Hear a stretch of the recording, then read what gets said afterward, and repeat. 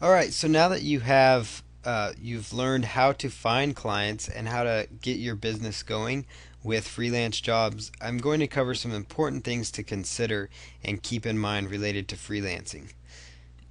One of the most important aspects is once you get clients, it's very important that you meet deadlines. So, whether it's deadlines you've set for yourself or for them, or if it's deadlines that they've set for you, it's very important that you meet those. So, if they need them in 5 days, and you need the articles or graphics or whatever it is, try and you tell them that you're going to meet that deadline. Try to meet that deadline. Make sure you're trying to meet that deadline, because what happens is that's something that's going to set you apart, because there's so many freelancers out there that don't meet their deadlines and don't meet them on time, and it can be difficult when you are freelancing to do that. And so it's important to take note of being focused on your projects at hand. But it's so important to meet deadlines, because as you meet deadlines, they're going to be like, wow, this is amazing. So they're going to come right back to you.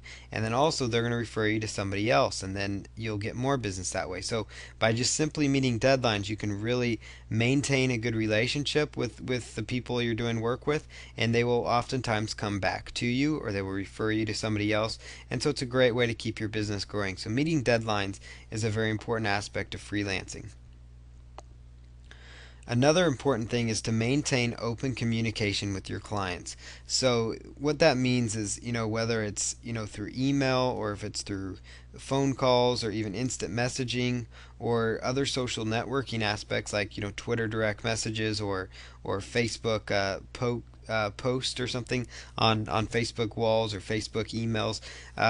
It's so important that you maintain open communication as you do your project. So, if you have an article project and it's day 3 or 4, send them a quick email. Hey, just touching base to let you know I'm at this point. Or maybe send them an email. Hey, just, sorry, I wasn't able to get something done today. I'm going to work on it tomorrow. Or, we're having a baby, so we're not going to be able to, I'm not going to be able to work on your project for the next few days. I'm home. I'm sick right now. I'm really sick. I can't work on your project. Things like that are really important, because you're going to find that they're not going to get upset if maybe there's a delay on the project. Like if for some reason you're not going to meet a deadline and you let them know that, they're not going to get upset.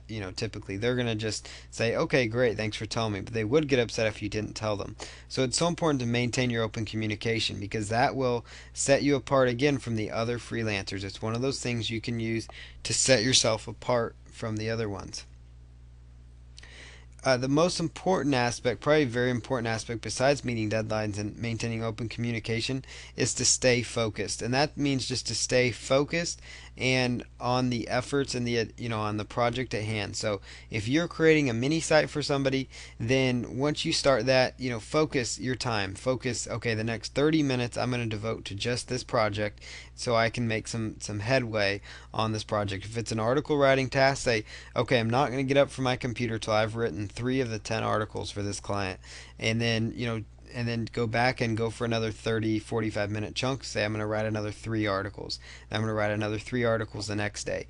And if you just focus out your time, so maybe you have a 7-day project or a 5-day project, and you decide to focus 30 minutes a day, that would come to about 2.5 hours of total, focused work where you just focus on that. And you'll find that, you might get the project done ahead of schedule, which would be great, because the client would love it if you got the work done ahead of schedule, and they will keep coming back to you for more work. Another important thing to do that not a lot of freelancers do enough of is ask for testimonials. Once you're done with the work, as long as especially if you've met the deadline, you maintain good communication, and you just stayed focused on the project, ask for testimonials. Ask them for testimonials about your service, about your delivery time, about whatever the case might be, because that's invaluable, because that's stuff you can put up on your website. That's stuff you can send in an email to other potential clients, and it will help your business grow. And so that's very, very huge. So ask for the testimonial when you're done with the work and you did a good job for them, you did right by the client. Make sure you ask for a testimonial, because they will give you one most of the time if you ask for it. Then the other thing to really keep in mind when you are doing freelancing is to not devalue your services. And by that I mean, make sure you know what makes you comfortable to make money. So whether it's making $5 per article, if that means a lot to you, or if it's making $10 an hour. But don't work for $1 or $2 an hour. unless you really have to, or unless that makes you feel comfortable, but it shouldn't. There's no need to starve yourself on a project. So you need to make sure that you do not devalue your services, because what happens, and it's easy to do, is that you take on a project for a small budget, and then you have a client with the bigger budget come along, and that bigger budget client will basically they're giving you more money, so it's a lot easier to focus on their project because you have more money.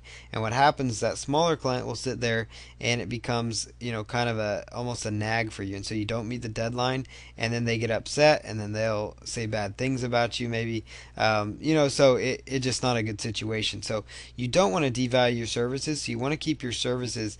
I'm not saying you charge a lot for them, but you don't want to give in. So you determine what makes you feel comfortable. That's going to be between, that's a decision you have to make. Is, okay, what makes me feel comfortable, or I really need the money. But it's kind of like, if you're only going to make $1 or $2 an hour when the project's done, you may as well just, have done the stuff just for yourself, because you would have gotten a better return on your investment long term. So just don't devalue your services. That's another important consideration when you're doing freelancing. A lot of freelancers do that, as they get all excited and they say, "Man, I just want to get a project done," and they'll take on maybe a free project or a project for next to nothing, and it's just hard to get motivated to get that project done. So try to not devalue your services. And so again, the important aspects here: meet your deadlines, keep open communication with your clients while you're doing the work, stay focused, set out focused chunks of time to accomplish the task. Ask for testimonials when the job is done, and do not devalue your services. If you apply all these principles to the videos we previously showed you on how to find more freelancers, freelance jobs, and once you kind of understand more about freelancing, then you are going to have no problem succeeding with freelancing to make money. It's a very viable business model, and it's a very effective way for you to make money online. So you definitely want to look into freelancing for an internet income.